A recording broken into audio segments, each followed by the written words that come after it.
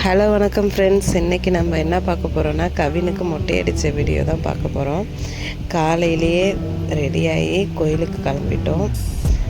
பாருங்கள், கவின் ரொம்ப அழுக ஆரம்பிச்சிட்டான். அவனுக்கு மொட்டைக்கெலாம் அவன் கொஞ்சம் சின்ன பிள்ளை, அதனால் தெரியல அப்போவும். ஆனால் ரொம்ப அடம் பண்ணான்.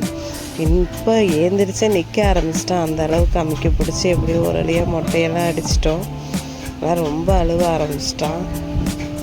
எந்திரிச்சு ரொம்ப அழுதுட்டு அதுக்கப்புறம் எப்படியோ ஓரளவு சமாதானப்படுத்தி மொட்டையை அடித்தாச்சு. இதுக்கப்புறம் மொட்டையை அடிக்க விடாதரா, 3 வயசுக்கு மேலே தான் அப்படிங்கிற மாதிரி முடிவு பண்ணிட்டோம். அதுக்கப்புறம் டைரெக்டாக கோயில் உள்ளார போயிட்டோம். இங்கே பாருங்கள், யானைலாம் இருக்குது. யானையை பார்த்ததும் ரொம்ப சந்தோஷமாயிட்டான், ஜாலியாகிட்டான். அப்புறம் யானைகிட்ட காசு கொடுத்து ஆசீர்வாதம்லாம் வாங்கிட்டு கோயிலை சுற்றி வர ஆரம்பிச்சிட்டோம். நாங்கள் வைத்தீஸ்வரன் கோயிலுக்கு தான் எப்போதுமே 2வது மொட்டை அடிப்போம்.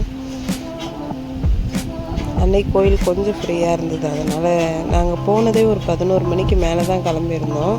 அதனால் கொஞ்சம் ஃப்ரீயாக இருந்தது. சாமி பார்க்கவும் ரொம்ப ஃப்ரீயாக சாமி பார்த்தோம். ரொம்ப கூட்டமாக இருக்கும்.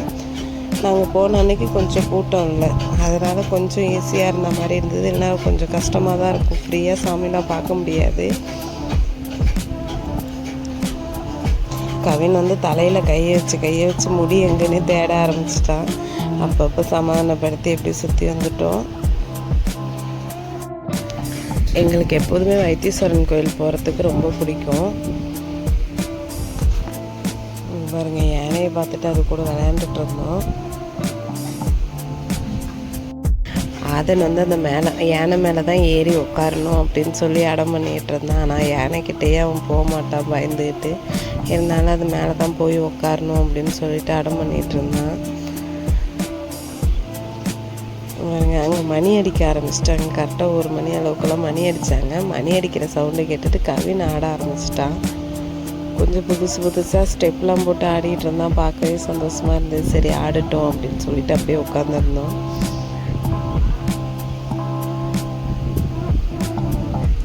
இதுக்கு மேலே அப்புறம் டைம் ஆகிடும், பசங்களுக்கெல்லாம் சாப்பாடெலாம் கொடுக்கணும் அப்படின்னு சொல்லி வீட்டுக்கு கிளம்பிட்டோம். வரப்போ பசங்களுக்கு பொம்மை வாங்காமல் வர முடியுமா? பொம்மை கடையை பார்த்தாலே வேணும் அப்படின்ட்டுருவாங்க. சரி, ஏதாவது ஒன்று எங்கே போனாலுமே வாங்கிட்டு வரணும் அப்படிங்கிறதுக்காக ஆளுக்கு ஒரு பொம்மையை வாங்கி கொடுத்தாச்சு.